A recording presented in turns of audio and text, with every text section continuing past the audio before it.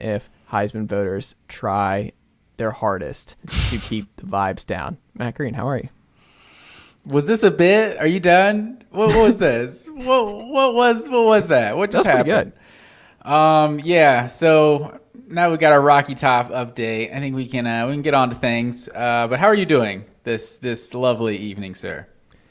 I'm good, man. A lot of vitriol on Twitter.com this week, though, about Hendon Hooker and his Heisman candidacy.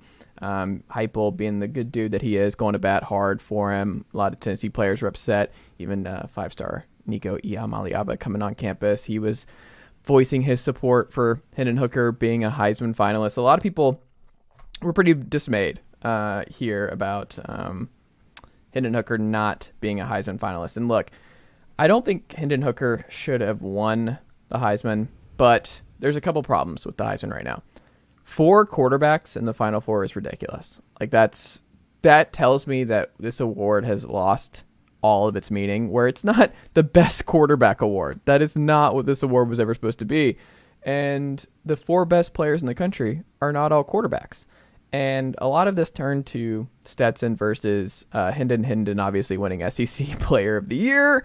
And the SEC Player of the Year does not go to New York, but the SEC not Player of the Year, the best story basically that he won, Stetson the other day, where it's like the walk-on turn, great player, whatever they call that award.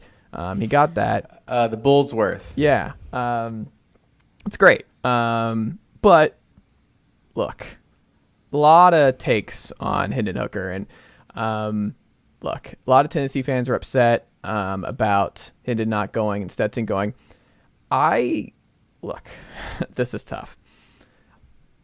Stetson has had a great year. Stetson has been exceptional in big games. Probably the best thing about Stetson Bennett is the fact that he rises to the occasion and plays his best when he is in the biggest moments. Like, that is a huge overlooked part of Stetson Bennett's game. But a lot of people were like, oh, well, Hendon Hooker and what kind of game he had against Georgia. When everything was on the line, he struggled. Georgia shut him down.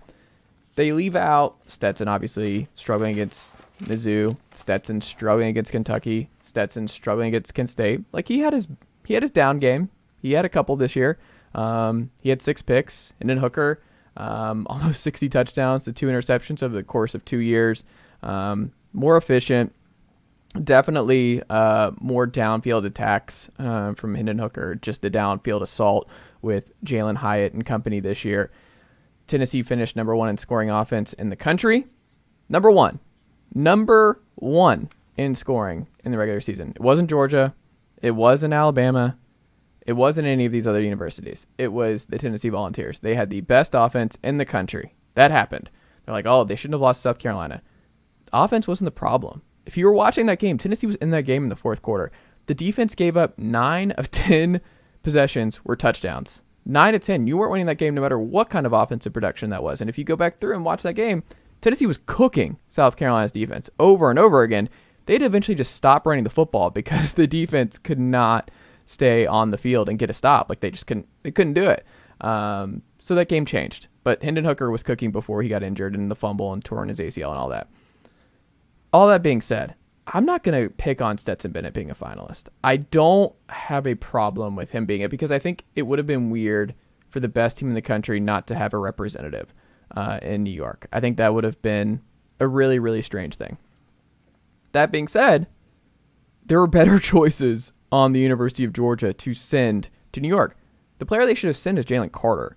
Like, the guy who's choke-slamming Jalen Daniels in the SEC title game. The guy who single-handedly disrupted the Tennessee game. Like, you talk about Hendon Hooker's rough day in Athens. It was Jalen Carter eating Javonte Spraggins at the guard spot alive all day long, where Hendon Hooker was just getting destroyed by Jalen Carter. He changed the entire game. Jalen Carter changes games for Georgia. Like, he is, I mean, he might be the number 1 pick in the draft next year. Like, Jalen Carter is the one you send, but because it's like we have this weird obsession with sending the quarterbacks and sending offense in the sport, my bigger issue is it's like, we all know Stetson's not the most valuable player on his team. Hendon Hooker was the most valuable player on Tennessee this year. Hendon Hooker was the engine that moved this thing, like the confidence, everything that he was doing, the checks, and just getting this offense moving, making sure the tempo was all working. Hendon Hooker was the heart and soul. Georgia, it's a collection, it's a machine, but it still is a defense that just what they do in the trenches buries teams. And it just, I don't know how you don't send Jalen Carter. I don't even know how you don't send Brock Bowers, who, when you watch Georgia's offense, you're like, oh, Brock Bowers is the best player on this offense. Like, Brock Bowers should get the ball 18 times a game. Like, he's your Travis Kelce, George Kittle. Like, he should have gone to New York before Stetson Bennett. Stetson Bennett's a great player who's had a great year, and I'm not going to kill the kid for it.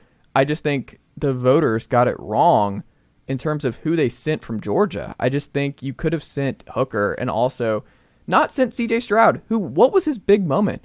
What was CJ Stroud's biggest moment all year long with the amount of weapons, with their expectations, with where Ohio State's supposed to be?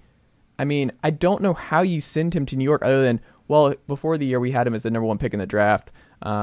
He's been fine, and he's gotten the ball to Marvin Harrison enough, and it's Ohio State, so we're sending somebody there. I don't know how you don't give it to Hendon Hooker, because we saw the big game wins. They lost their big game to Michigan. Hendon Hooker beat Alabama. He went toe-to-toe. He had those 2 insane throws with barely any time left, drove down the field, put the Tennessee in a position to hit that knuckleball field goal. Hooker had the moments all season long.